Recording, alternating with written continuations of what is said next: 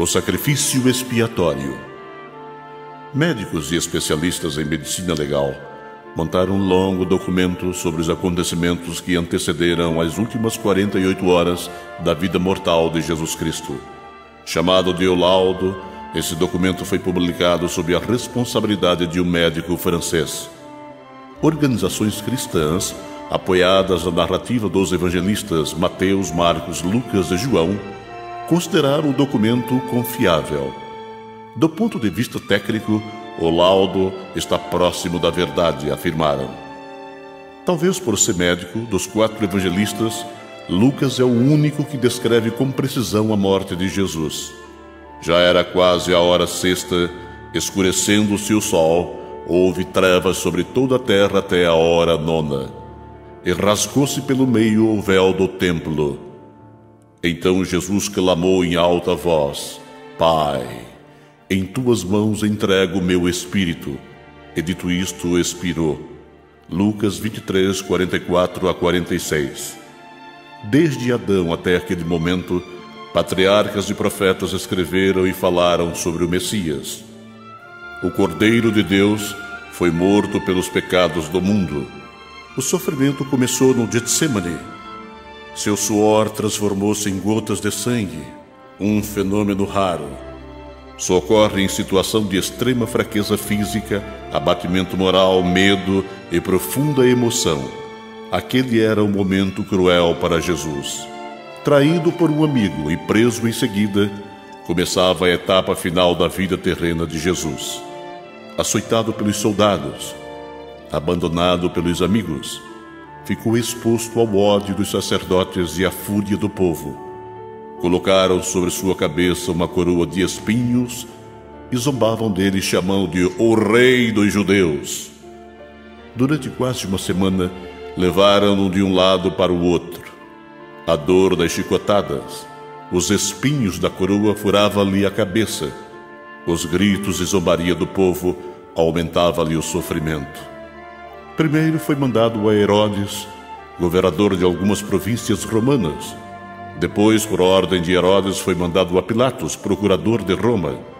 O Sinédrio, um tribunal formado por autoridades e líderes religiosos, e o povo pediram sua morte.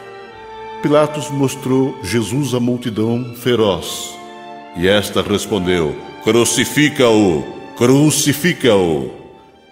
Atendendo à voz do povo, mesmo sabendo que aquele homem era inocente, Pilatos o condena à morte.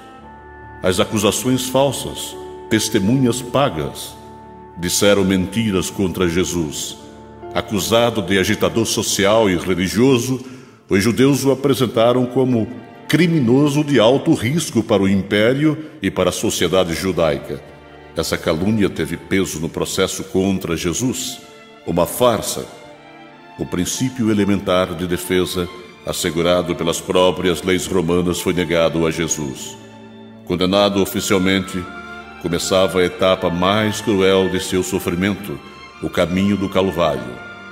A distância entre o palácio de Pilatos e o Calvário era de pouco mais de meio quilômetro. No trajeto, Jesus foi escoltado por 2 carrascos, um de cada lado. Eles o golpeavam com chicotes feitos de chumbo e pontas de ossos.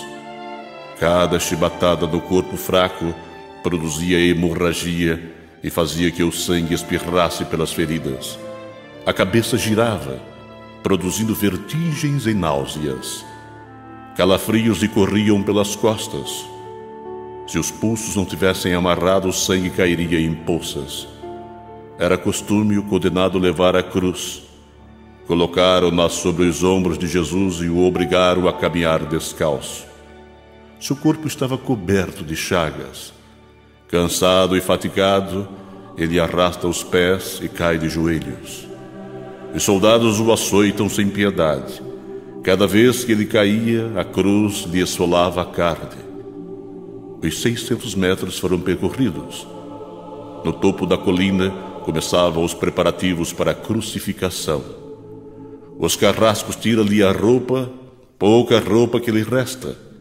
Somente uma túnica foi colocada sobre as chagas. O tecido, aderido à carne viva, produzia ansiedade e terminações nervosas. As feridas expostas atraem moscas. Com o corpo imobilizado sem poder espantá-las, as moscas causam ainda mais aflição e sofrimento. O sangue começa a escorrer pelo corpo. Jesus é deitado de costas. O vento sobre a colina trazia muita poeira que cobria os ferimentos. Com uma broca, os carrascos fazem furos na madeira para facilitar a entrada dos pregos. Pregaram-lhe sobre os pés e mãos grandes cravos. Os golpes rápidos e certeiros lesionam os nervos, causando dores terríveis que se alastram por todo o corpo. Isso causaria perda de consciência em qualquer pessoa. Jesus suportou a dor consciente. Quando o corpo foi suspenso na cruz, estava esticado como a corda de um violino. A cada solavanco a dor aumentava. O suplício durou mais de 3 horas. Os carrascos acionam as travas da cruz, colocando-o primeiro sentado e depois em pé, fazendo-o tombar para trás. Depois os braços foram colocados na posição horizontal na cruz. Os ombros foram atados ao madeiro. Os espinhos da coroa lhe perfuram o crânio. A cabeça se inclinou para baixo. Os carrascos pregam-lhe os pés. Na agonia final, Jesus teve sede. Estava sem beber água há mais de 30 horas. Boca quase aberta, garganta seca, estômago queimando. Já não podia engolir nada. Um soldado molhou uma esponja e uma bebida ácida usada pelos militares e ofereceu-lhe. Ele recusa. Logo o corpo torna-se rígido. Começa uma contração forte, os bíceps se esticam, os dedos se curvam, a respiração começa a cair lentamente. Apenas os pulmões respiram. O rosto pálido torna-se vermelho, começando uma asfixia. Os olhos saem da órbita e o rosto começa a suar muito. Os músculos do tórax cedem e a respiração torna-se profunda.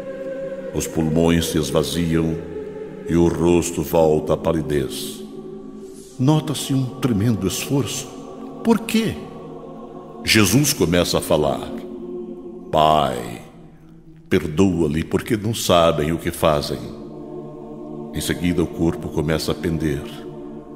Moscas e insetos são atraídos pelos coágulos de sangue e pelas feridas, infestando o corpo quase sem vida. O sol se esconde e o céu fica escuro. A temperatura cai sobre a colina. Depois de torturado por mais de 30 horas, cãibras, dores, asfixia e o latejar dos nervos lhe faz suspirar o lamento. Meu Deus, por que me abandonastes? Em tuas mãos entrego meu espírito. Assim, as profecias relativas ao nascimento e morte do Messias estavam cumpridas, sim. O Salvador Jesus Cristo, por sua expiação, venceu a morte e o pecado, cumpriu o plano de redenção da humanidade. Pelo seu sacrifício, tornou-se nosso Salvador e Redentor.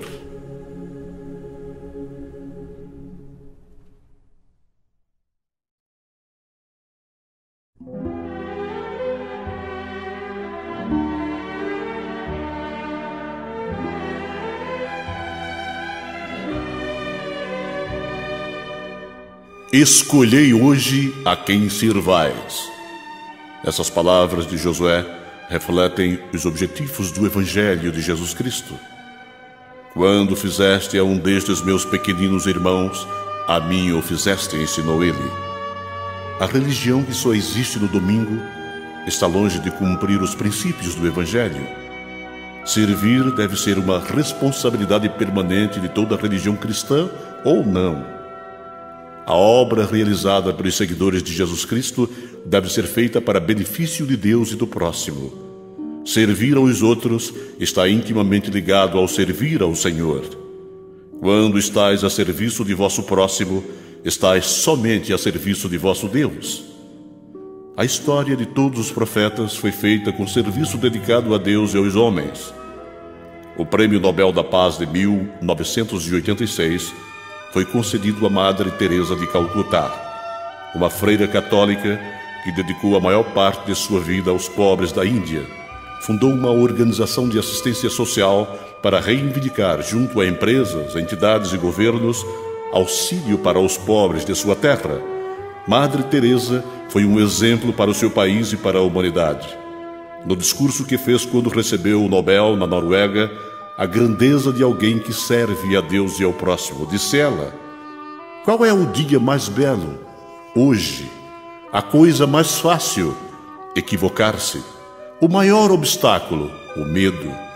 O maior erro? Abandonar-se. A raiz de todos os males? O egoísmo. A distinção mais bela? O trabalho. A pior derrota? O desalento. Os melhores professores? As crianças. A primeira necessidade? Comunicar-se. O maior mistério? A morte. O pior defeito? O mau humor. A coisa mais perigosa? A mentira. O pior sentimento? O rancor. O presente mais bonito? O perdão. Algo indispensável? A oração. O caminho mais curto? O correto. A melhor sensação? A paz interior. A confiança mais eficaz? O sorriso. O melhor remédio? O otimismo. A maior satisfação? O dever cumprido. A maior força do mundo? A fé. As pessoas mais necessárias? Os pais. A coisa mais bela? O amor. A maior felicidade? Servir a Deus e ao próximo.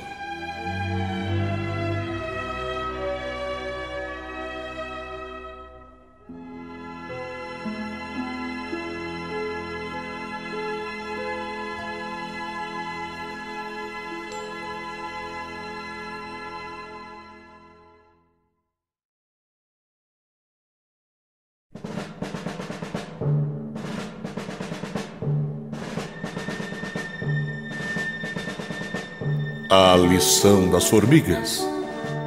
Quando as nuvens se tornam escuras e o vento sopra forte, vêm trovões e relâmpagos. O choque do ar produz estrondos e a grande quantidade de energia do espaço risca o céu de fogo. É um espetáculo bonito da natureza, sinal de que a chuva logo vem. É aí que começa o difícil trabalho das formigas. Milhões delas correm para lá e para cá em perfeita organização de trabalho. Os líderes vão à frente, os grupos menores vão atrás. É como se dissessem: temos que trabalhar rápido. Quando a chuva chegar, ninguém deve estar fora do formigueiro. Todos devem estar seguros antes da chuva cair. Pelo esforço de se proteger da chuva, sabemos que tudo é uma questão de vida ou morte. A ciência diz que o peso de um pingo caído da chuva sobre um inseto equivale a 20 quilos. Mortal, portanto, para uma formiga. Talvez por isso as formigas tenham tanto cuidado para esperar as chuvas. A pergunta é: quem deu esse instinto de sobrevivência às formigas? O Pai Celestial dotou-as desta capacidade. Podemos aprender ricas lições de vida com esses pequeninos insetos. Por exemplo, o trabalho organizado, o amor pela família, a solidariedade, a liderança em grupo, o armazenamento de alimento como princípio de sobrevivência, o preparo adequado para enfrentar os perigos da vida. As crianças precisam aprender a amar os animais. As formigas e todos os animais são criaturas de Deus. Como dizia São Francisco de Assis, são nossos irmãos menores, tão pequenos que nem damos atenção e importância ao papel deles na natureza. As crianças aprendem que a formiga é perigosa, a barata é nojenta, o rato é horrível. A gurizada não entende a importância desses animais no controle do meio ambiente. Por ignorância, matam sem piedade as formigas e outros animais. Pisamo-las e matamo-las. Mas elas se reproduzem rapidamente em sociedades organizadas. São laboriosas e solidárias. Preste atenção quando as formigas carregam um inseto morto para o seu formigueiro. Primeiro são algumas, depois outras se juntam ao grupo e finalmente milhares delas dão apoio. É um trabalho de solidariedade. Formigas, baratas, ratos e pequenos insetos são as criaturas domésticas mais odiadas por adultos e crianças.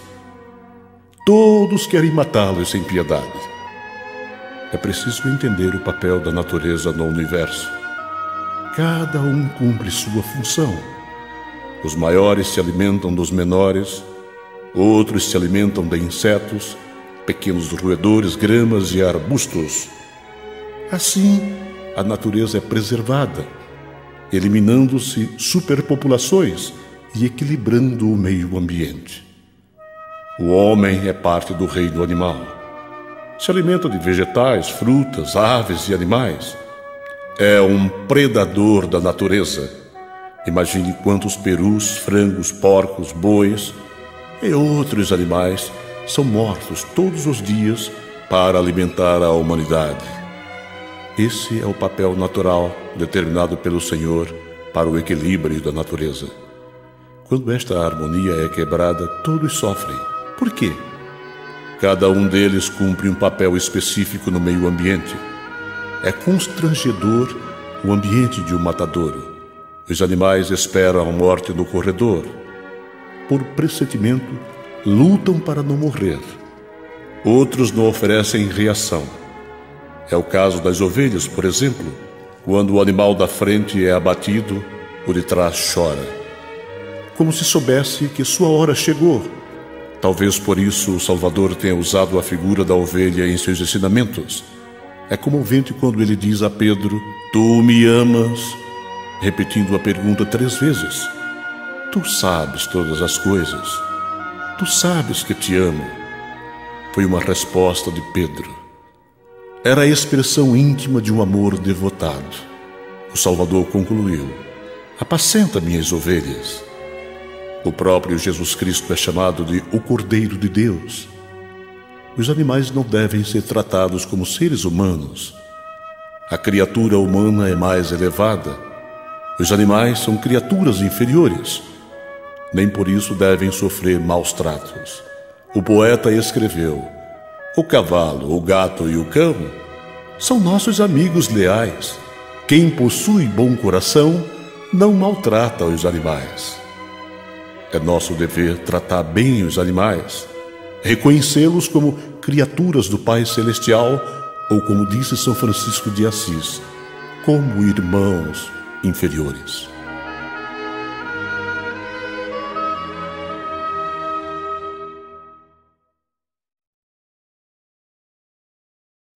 Sorria. Pensamento atribuído ao matemático grego Pitágoras. Sorria, mesmo que seja um sorriso triste. Mais triste do que um sorriso triste é a tristeza de não saber sorrir. Vivemos num mundo de valorização da banalidade, das formulações genéricas, do formalismo exagerado. Tudo é padronizado por etiqueta. Nesse mundo banal, quem tiver a coragem de dar boas gargalhadas corre o risco de ser chamado de louco e chorar. Nem pensar. Quem chora, não importa a razão, é chamado de fraco, sem personalidade, um babaca. Chorar é arriscar-se a ser careta. E estender a mão? Estender a mão tornou-se um gesto perigoso, cada vez mais raro entre amigos, companheiros de trabalho e até mesmo entre familiares. Os professores de boas maneiras ensinam que estender a mão é arriscado, compromete as pessoas. Estender a mão só para um amigo muito próximo. Comportamento comum na sociedade americana, onde não se recomenda o abraço, o cumprimento afetuoso ou o sorriso amigo. A formalidade não é privilégio de americanos, ingleses, franceses ou alemães. Os povos asiáticos também são formais. Para os especialistas de boas maneiras, mostrar sentimento é uma forma de fraqueza. Expor ideias e sonhos é grosseiro. Amar sem ser retribuído é arriscado. Imagine se o Salvador Jesus Cristo pensasse assim, a humanidade estaria perdida para sempre. E o que ensinou Cristo? A valorização do amor, independente de condição social, conhecimento religioso ou intelectual, fama e poder. Todos nós somos criação espiritual de Deus. Aos olhos do Pai Celestial, somos iguais. Infelizmente, a maior parte da humanidade não age assim. Nas instruções do Salvador, registradas no Evangelho de Mateus, capítulo 5, ele fala dos humildes de coração, pessoas que estão abertas ao aprendizado, que não é agressiva, que foge do orgulho, da banalidade e das etiquetas, buscam aprender e ensinar o amor a Deus e ao próximo. Deles é o reino dos céus. E os chorões também são citados pelo Salvador, sensíveis, abertos ao Espírito do Senhor. A promessa para eles é maravilhosa: serão consolados. Os mansos também estão incluídos na lista, serenos, retos, confiáveis. O manso, ao contrário do que a maioria pensa, não é um covarde, é um defensor da verdade. Para eles o Salvador prometeu: serão herdeiros da terra.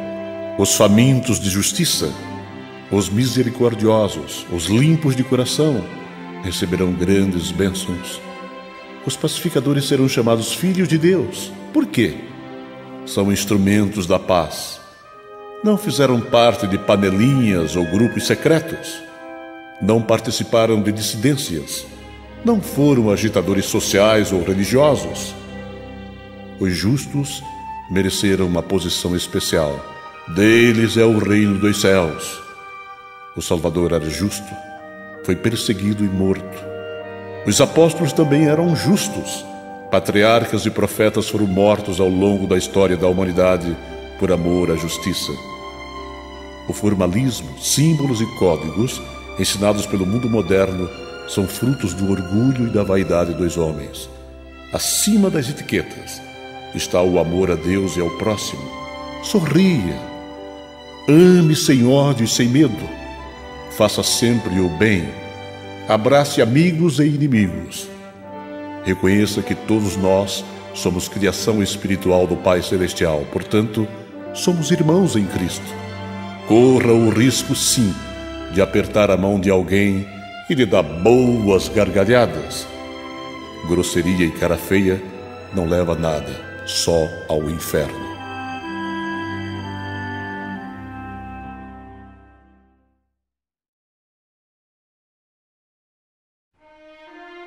Estresse, a doença do século. Popularmente conhecida, o estresse é uma reação neurohormonal causada por falta de adaptação ao ambiente, provocando uma situação anormal no cérebro por excessiva descarga de hormônios e informações inadequadas. Os hormônios são soros produzidos pelo corpo humano que permitem às pessoas se protegerem de situações anormais, por exemplo, medo, angústia e incerteza. O processo contínuo de produção de hormônio pelo corpo pode levar à ansiedade e causar estresse. A causa mais comum do estresse são viagens inesperadas, transferência de emprego, casamento, competição, desequilíbrio financeiro, desemprego.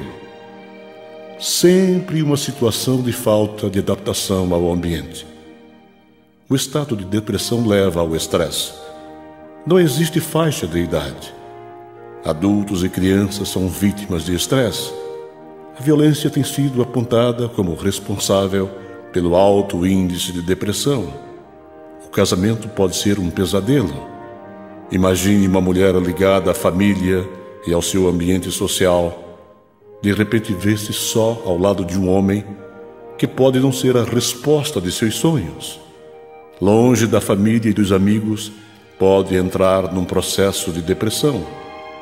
Pode acontecer também ao homem. Outra situação, viver acima do orçamento, sem planejamento, devendo a bancos, pendurado em cartão de crédito ou cheque especial, trabalhando para pagar juros. Nada mais estressante para qualquer pessoa viver sem planejamento adequado, ganhando 2.000 e gastando 2.500. O correto seria ganhar 2.000 e gastar até 1.990. Segundo pesquisas confiáveis, a morte também é causa de estresse.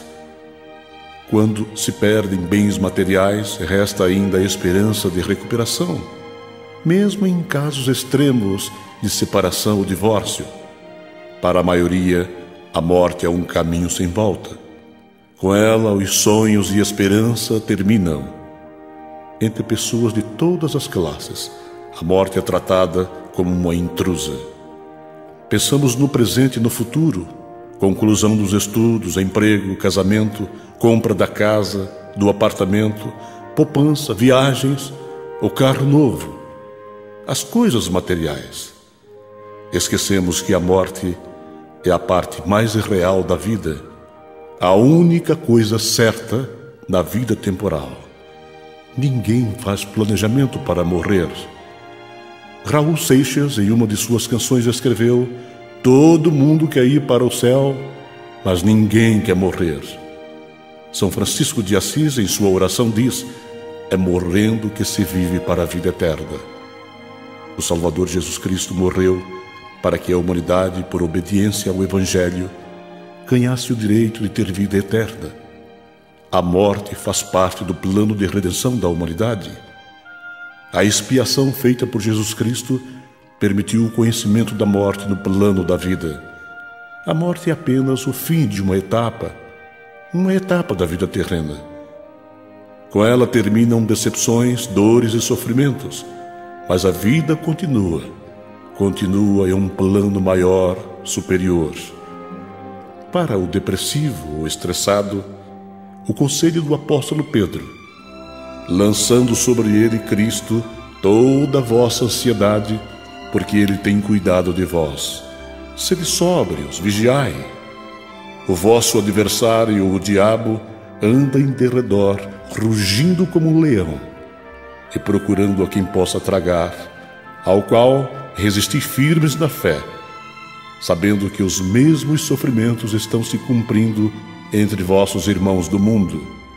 E o Deus de toda graça, que em Cristo vos chamou à sua eterna glória, depois de haverdes sofrido um pouco, Ele vos há de aperfeiçoar, confirmar e fortalecer. 1 Pedro 5, de 7 a 10. Este texto é uma obra-prima das Escrituras Sagradas. Convida-nos a lançar sobre o Salvador Jesus Cristo nossos estresses, nossas ansiedades. O sofrimento, a doença, as decepções e as incertezas da vida são apenas ferramentas que nos permitem aprender a buscar o caminho da verdade e da vida eterna. A morte é apenas uma etapa da caminhada. É morrendo que se vive para a vida eterna.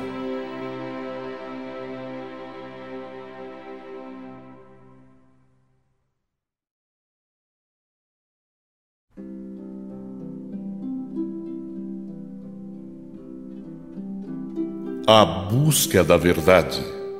Um profeta do Senhor escreveu: nos melhores livros buscai palavras de sabedoria. Procurai conhecimento, sim, pelo estudo e também pela fé. Doutrinas e Convênios 88, 118. A busca da verdade deve ser o exercício permanente para o encontro da liberdade. Não é possível se obter conhecimento em ignorância. O mandamento de Deus é que seus filhos cresçam e se multipliquem.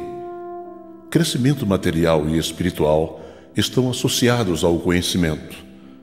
Os que acreditam em tudo que ouvem podem ser manipulados como bonecos.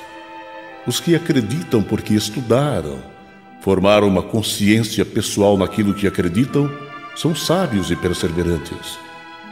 A busca da verdade deve ser permanente, tanto a verdade religiosa como a secular. A verdade está ligada ao belo, ao bom e ao positivo. Escritores, jornalistas e comentaristas de rádio e televisão são brilhantes, escrevendo ou falando. A maioria tem atitudes negativas.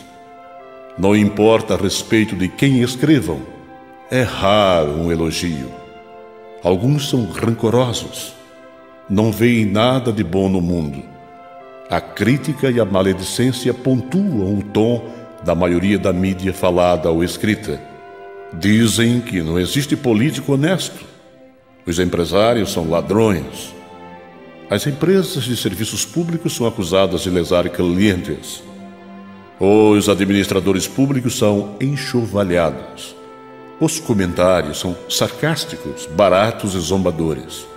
Não há preocupação com a verdade. Fala-se mal e depois se dá o direito de resposta. Este é o mote cantado por eles. E a honra? O direito de cidadania garantido pela Constituição. Na família não é diferente. O marido joga a mulher e os filhos uns contra os outros. É pai contra filho e filho contra pai. O respeito e a solidariedade acabam. O resultado é desânimo, angústia e sofrimento. É trágico. Rebeldia, separações e divórcios. A crítica tem sido o elemento catalisador do fracasso e da apostasia. Sugiro colocar em nossas palavras e atos ênfase ao positivo. Que nos empenhemos em buscar o que é bom. Sejamos generosos em elogiar. Busquemos a virtude e o reconhecimento nas pessoas. Sugiro deixar o negativismo que contaminou a sociedade moderna e que falemos mais das virtudes um dos outros. O otimismo ocupe o lugar do pessimismo. A fé supere os temores e as pessoas sejam mais felizes. Os cínicos não ajudam em nada. Os céticos não criam nada e os indecisos não conseguem nada. Quem só enxerga o lado ruim das coisas, com frequência é um derrotado. O positivo é o motivador. Os problemas são oportunidades de crescimento pessoal e espiritual. Quando entendemos a verdade e seus princípios, vemos que a escuridão existe para que a luz brilhe. A doença valoriza a saúde. O fracasso pode estimular a vitória. Tudo é útil no aprendizado da vida. A verdade é o caminho da liberdade. Buscar a verdade é caminhar rumo à felicidade. Ao contrário da maioria, seja você alguém positivo, capaz de enxergar o sucesso onde todos veem fracasso. O Salvador Jesus Cristo é o maior exemplo. Para a maioria, ele foi um fracasso ou um fracassado. Para os que conhecem a verdade, ele é o Salvador e Redentor da humanidade.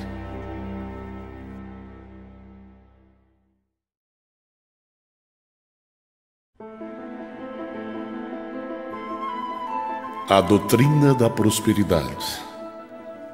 Nunca estejais ansiosos, dizendo: que haveremos de comer, beber ou vestir? Buscai primeiro o reino de Deus e sua justiça, e todas as outras coisas vos serão acrescentadas. Mateus 6, 31 a 33.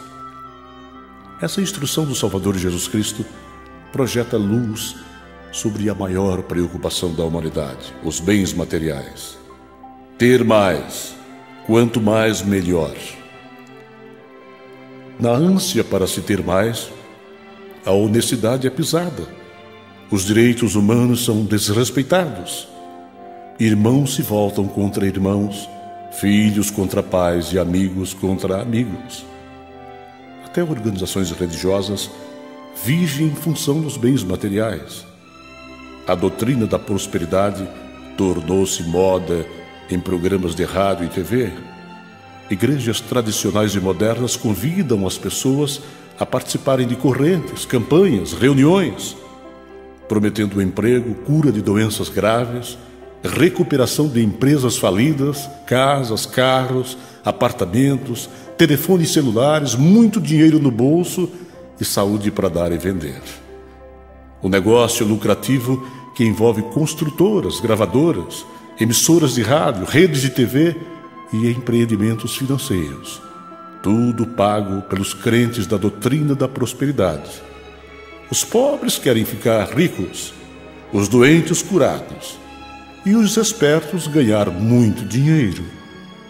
Uma combinação perfeita para a rede de promessa que se formou em torno da doutrina da prosperidade, tudo feito em nome de Jesus Cristo. O que ensinou o Salvador a respeito dos bens materiais? Não acumuleis para vós tesouros sobre a terra, onde a traça e a ferrugem corrói e o ladrão rouba. Ajuntai para vós tesouros nos céus, onde a traça e a ferrugem não comem, nem os ladrões roubam. Por que Cristo deu essas instruções aos seus seguidores? Ele mesmo responde: porque onde está o teu tesouro, aí estará também o teu coração. Mateus 6, de 19 a 21. Em outra ocasião, Salvador disse: o reino de Deus não é deste mundo. Cristo não avaliza os bens materiais como princípio de crescimento espiritual. A doutrina da prosperidade, à luz dos ensinamentos de Jesus, é uma farsa. Buscai primeiro o reino de Deus e sua justiça, e todas as outras coisas vos serão acrescentadas. Isso extrapola os limites dos efêmeros bens materiais e projeta-se pelas eternidades. Os seguidores de Cristo não estão imunes da insegurança do mundo. Sofrem injustiça, adoecem, são perseguidos, perdem emprego, passam por dificuldades financeiras e acidentes. A expiação de Jesus Cristo não está condicionada à transitoriedade deste mundo. Seu objetivo é espiritual. Está firmada nos tesouros dos céus. Quais? A família, a obediência aos mandamentos de Deus, aos princípios do Evangelho, honestidade, trabalho, amor a Deus e ao próximo. Nunca o Salvador ensinou que os bens materiais são ferramentas de felicidade e o caminho da verdade e da vida eterna. Os bens materiais são uma consequência da obediência. À medida que somos obedientes, o Senhor pode abençoar. A verdadeira felicidade está em Cristo. A doutrina da prosperidade é uma invenção humana, uma farsa de espertos. O exemplo é o Cristo. Ele nunca reivindicou para si bens materiais. Sua vida foi pobre e sem conforto. A verdadeira riqueza é a espiritual.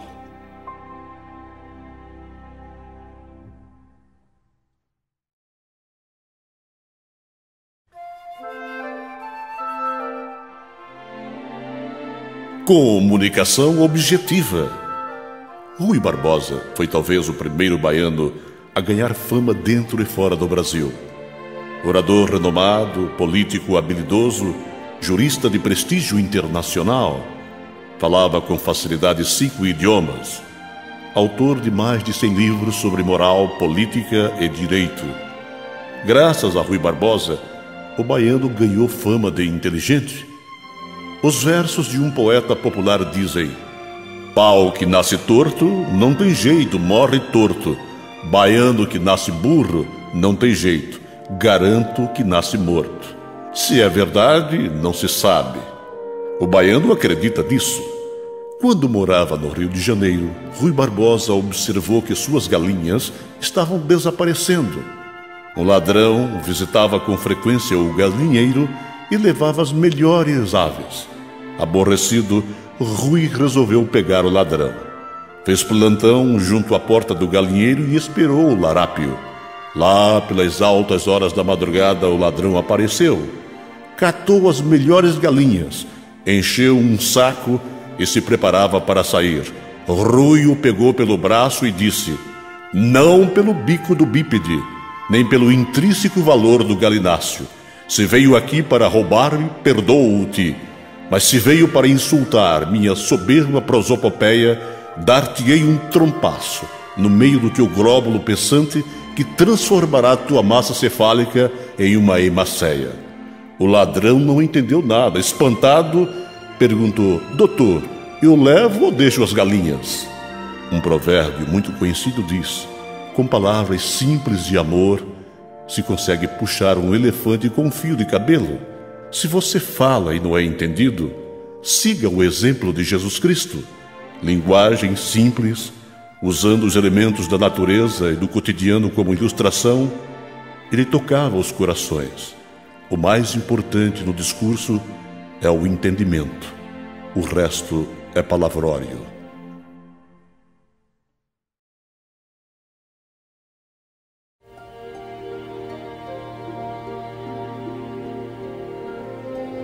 Filho nota 10.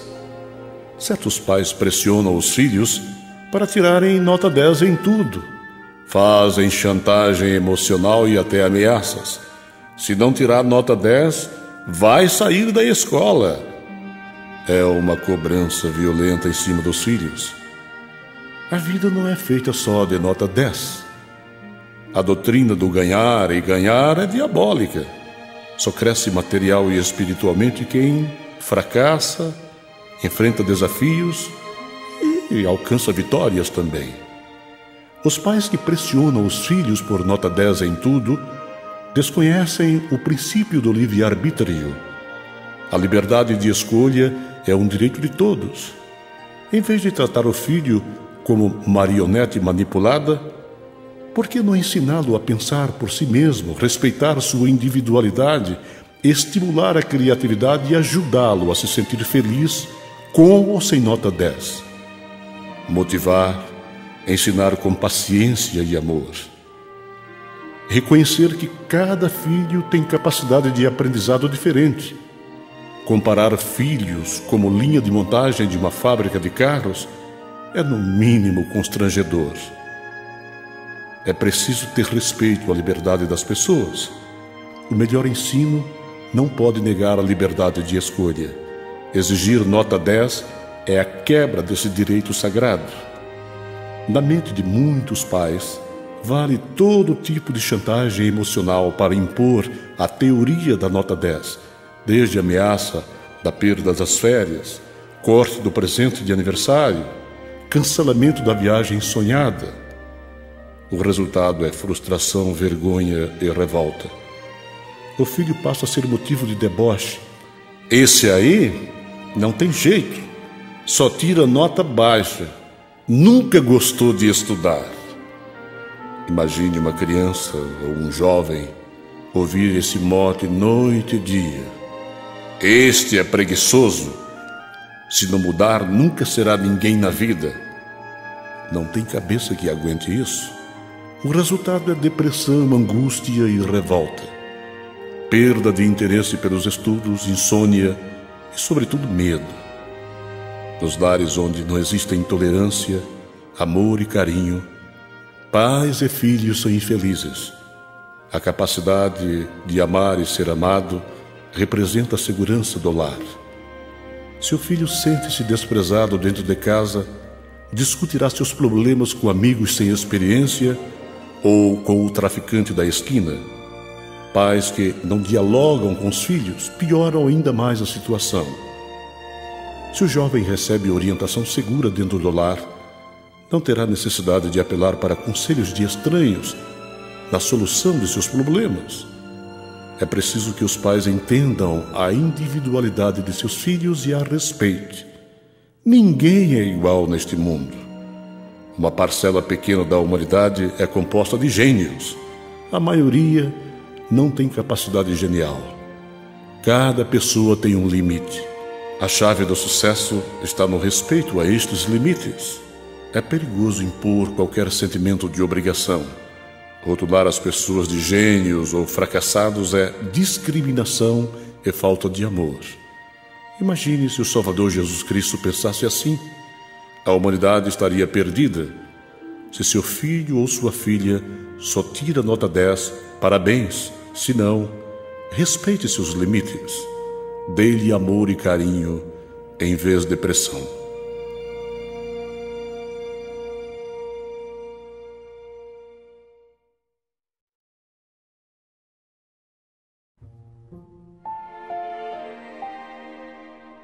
Mãos e coração.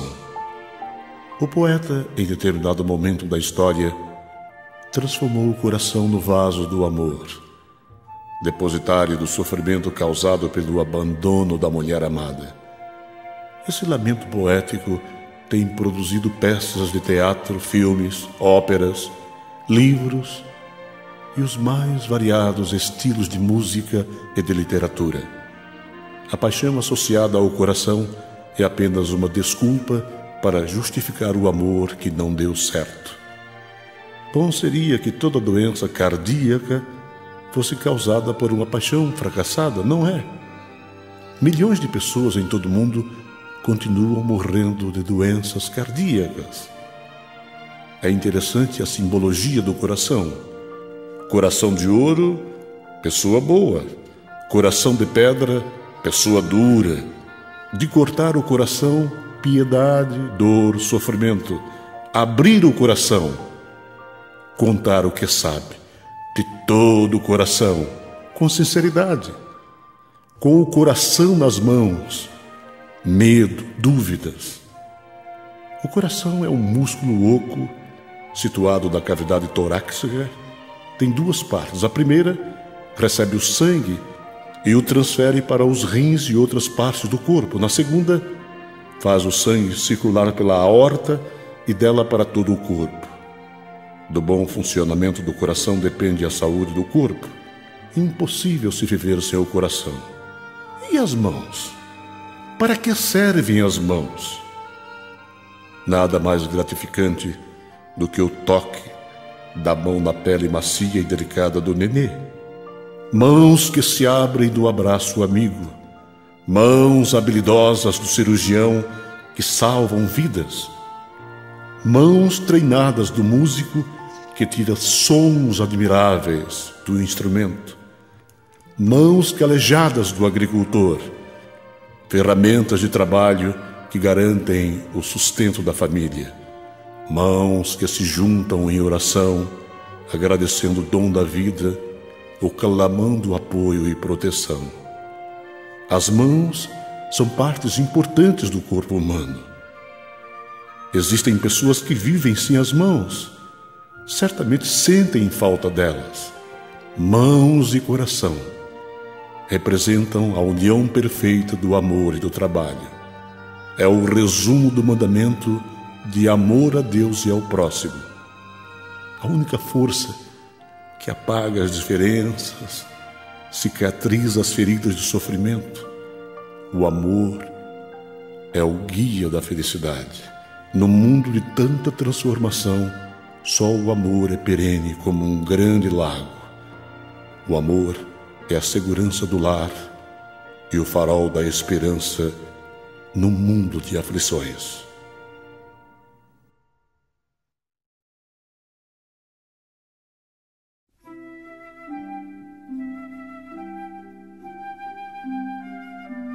A grandeza do amor. O que é o amor?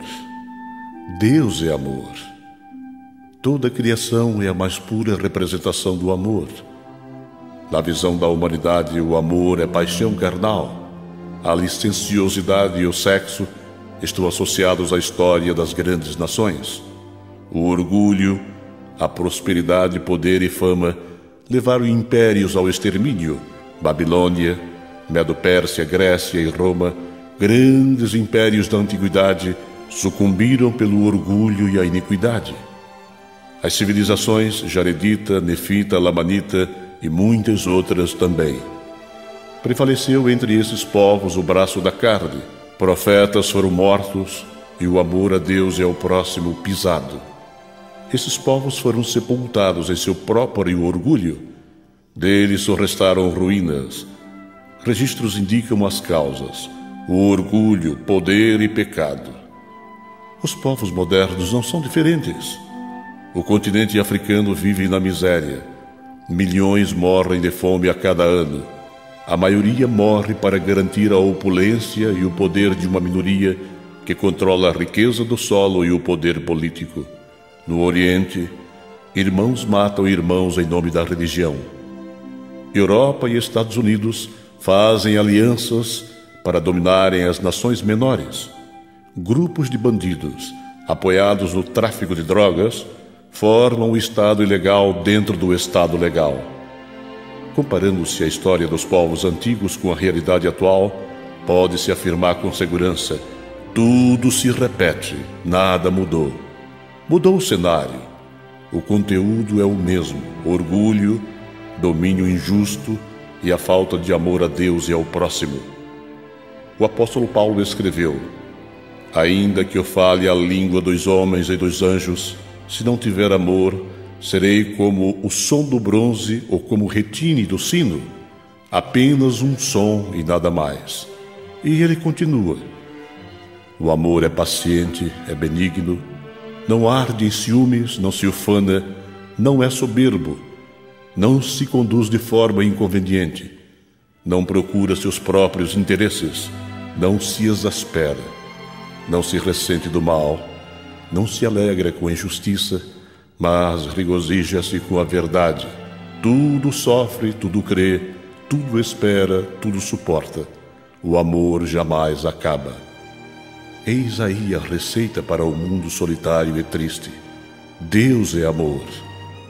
Toda a criação é fruto do amor.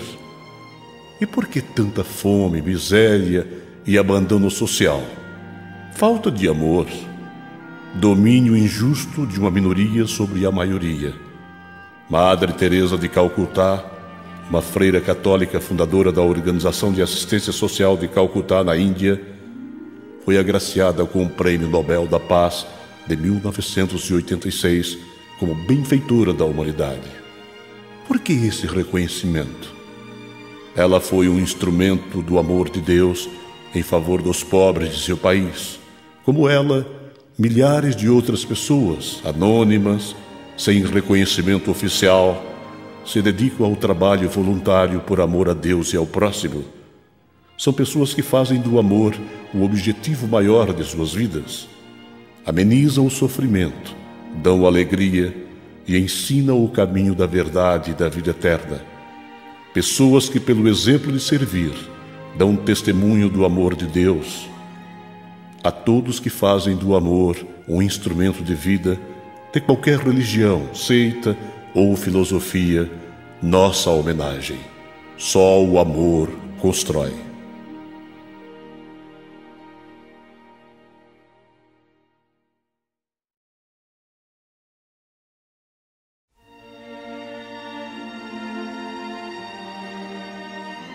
Fazendo e aprendendo.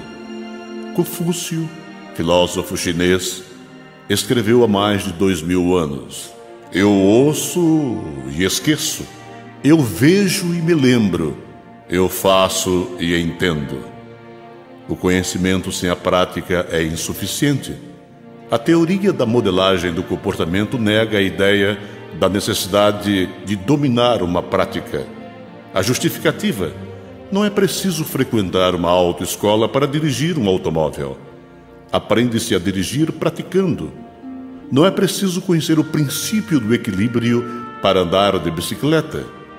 Hipócrates, o pai da medicina, aprendeu a fazer cirurgias cortando gente. Usava facas, arame, fibra de madeira. Fazendo, estabeleceu os princípios da medicina. Mozart, pianista e compositor clássico, era autodidata. Tornou-se um gênio da música universal. Ao contrário da maioria dos grandes mestres da música, Mozart aprendeu fazendo. O ensino fornece o conhecimento. O aperfeiçoamento e a habilidade são resultados de treinamento, técnica e experiência. Fazendo e aprendendo, eis o segredo. A teologia não é o único assunto para um cristão inteligente. Se ele quer ser um bom teólogo, precisa conhecer os princípios que regem os planetas, as constelações, ter conhecimento do cultivo e manejo da terra, saber de agricultura, plantio e lavoura, entender de metais e prospecção geológica, conhecer a história das grandes civilizações, enfim, as coisas do céu, da terra, de debaixo da terra, coisas que existiram e que existirão. Doutrinas e Convênios 88, 77 a 80. Continuar a estudar e aprender, eis a meta. Buscai nos melhores livros palavras de sabedoria e conhecimento. Aprendei pelo estudo e pela fé. Doutrinas e Convênios 88, 118. O caminho da eternidade está sinalizado pela busca da verdade. De qualquer fonte que seja, a verdade permanecerá. Não há fé ou religião acima da verdade. Conhecereis a verdade e a verdade vos libertará. Ninguém é sábio o suficiente. Pensar que já aprendeu é insensatez. A busca do conhecimento e o desejo de fazer o melhor podem determinar o sucesso de um homem ou uma mulher. É horrível, por exemplo, saber que o analfabetismo está aumentando em algumas regiões do mundo. O mercado de trabalho alarmado com a falta de qualificação dos que buscam emprego. As empresas não encontram operários que falem inglês e conheçam informática profunda. Falta experiência profissional. Pesquisas indicam que a maioria dos trabalhadores não possuem habilidades para receberem promoção. Os recursos intelectuais são consumidos diante da televisão. Em média, o brasileiro assiste 2 horas de televisão por dia. Isso representa 60 horas por mês ou 720 horas por ano. Tempo suficiente para um curso de aperfeiçoamento profissional, um estágio de informática ou um curso de inglês. O que a televisão ensina? Violência e licenciosidade. Filmes, shows, novelas, humorísticos, futebol e até programas infantis estão impregnados de violência, bobagens e libertinagens. O lixo é levado para debaixo dos tapetes das famílias de forma sutil. O televisor tornou-se o altar do lar. Acabou a comunicação entre pais e filhos. O silêncio diante da TV é total. Não há tempo para conversas, passeios, piqueniques e visitas a parentes e amigos. Aliás, visita é coisa detestável na hora da novela, por exemplo. Falta sociabilidade. As pessoas estão presas em suas casas, aprendendo o quê? Quebra dos valores familiares, palavrões, mentiras, bobagens. Tudo é superficial e idiota. Resultado, não lemos e, por falta de conhecimento dos fatos, as coisas se repetem. O pior da televisão é a perda de tempo. Este é irrecuperável. O tempo é a matéria-prima da vida. Um dia o Salvador terá uma entrevista pessoal com cada um de seus filhos. Na oportunidade, será requerida uma prestação de contas do nosso tempo. Quem perde tempo, perde a própria vida. Só se aprende alguma coisa fazendo. Estático, diante de um televisor, não se aprende nada.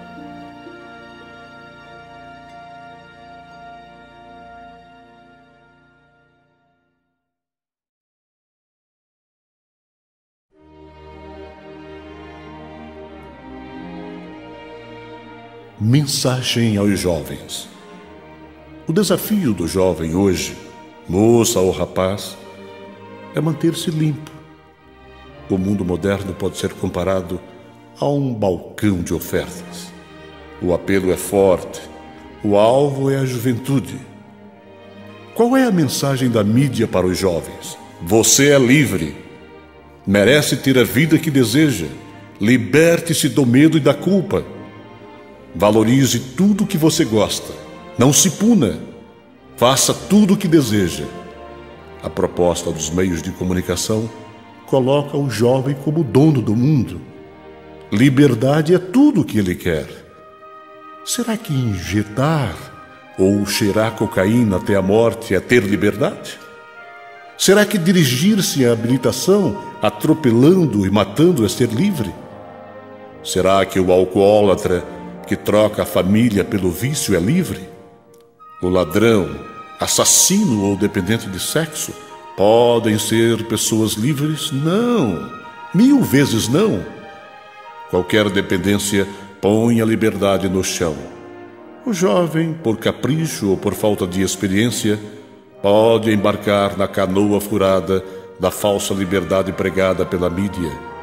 No final, o saldo é de dor e sofrimento. Familiares e amigos são as vítimas inocentes da irresponsabilidade. O líder religioso David O. McKay ensinou 10 regras que podem ajudar o jovem a encontrar a verdadeira felicidade. Diz ele: forme o hábito da autodisciplina. Seja criativo. Busque o conhecimento de Deus. Faça coisas difíceis de fazer. Mantenha pensamentos edificantes. Faça o melhor e fará o melhor amanhã. Seja honesto com você e com quem confia em você. Ore a Deus pedindo ajuda. Ouça os conselhos de seus pais. Faça da fé um princípio de felicidade. A autodisciplina, alegria, conhecimento de Deus, pensamentos edificantes, busca de perfeição, honestidade e oração. Estes são os medicamentos para curar as incertezas da juventude. São ferramentas para abrir o caminho da felicidade e da vida eterna. Jovem, se o ciúme, avareza, incerteza, drogas, sexo fora do casamento ou a falsa liberdade do mundo lhe atormenta, ajoelhe-se e peça ajuda ao Pai Celestial. Fale com Ele como se fala ao melhor amigo. Ele conhece o desejo de seu coração. Eu sei que não será fácil, mas é possível.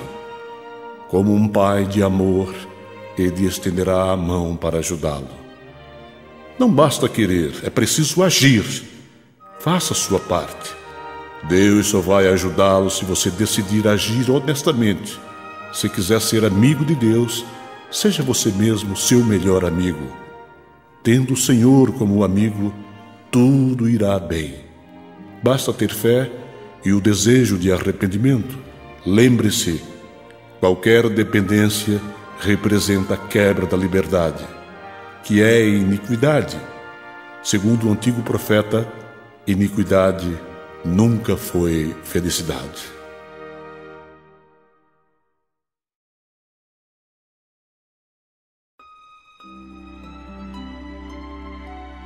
A comunicação moderna. A comunicação moderna aproxima as pessoas, empresas, nações. O mundo pode ser dividido em 2 partes, antes e depois do computador. O jornalismo impresso, antes o monopólio das grandes empresas de comunicação, poderá sofrer um processo de destruição. A linguagem impressa perde espaço para a informação diferenciada. Jornalistas populares escrevem sobre política, economia, religião e outros assuntos e oferecem sites a quem quiser, redes de rádios e TV, jornais, revistas. Pessoas e cidades grandes e pequenas utilizam-se da velocidade da internet. Escritores de sucesso, pensadores e colunistas também se utilizam desse processo de comunicação.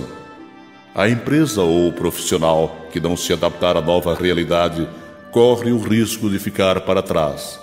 Conhecimento, atualização, facilidade para comprar e vender. A linguagem da comunicação moderna é a ferramenta de trabalho para milhões de pessoas de todos os níveis. Esse é o lado bom da internet.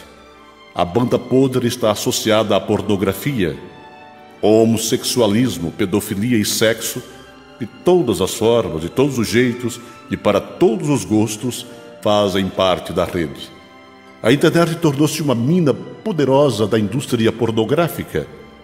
Bilhões de dólares por ano entram na conta dessa indústria. Os exploradores da pornografia utilizam-se dos instintos sexuais, dotados por Deus a homens e mulheres, como instrumentos de perversão. A violação do corpo como morada do espírito é a consequência. Qualquer outro pecado é cometido fora do corpo. A fornicação sexual é cometida no próprio corpo. Por isso, a fornicação é um pecado grave perante o Senhor. O objetivo da pornografia é perverter a mente e despertar a paixão carnal. É como o visgo que prende o passarinho pelo pé. Vicia tanto quanto a mais poderosa droga. Filmes, vídeos, revistas e sites pornográficos são vendidos abertamente. Os programas de rádio e TV estão impregnados de apelos sexuais, o homossexualismo em novelas de sucesso e filmes virou moda. A quebra dos valores familiares e a exaltação do uso de drogas são comuns em programas de rádio e TV direcionados para os jovens. A internet, linda e maravilhosa, tornou-se uma ferramenta de divulgação das aberrações sexuais. Estar ligado à rede hoje é ser chique, é sinônimo de atualização, cultura e informação. Também pode ser um poderoso instrumento para a destruição familiar. Satanás utiliza-se da internet, televisão e outros meios de comunicações modernos para despertar paixões carnais. Seu objetivo é destruir homens e mulheres, levando-os à quebra da pureza. É preciso preparo espiritual para enfrentar o perigo da pornografia. O resultado final é doloroso: excomunhão, afastamento de Cristo e a perda da exaltação.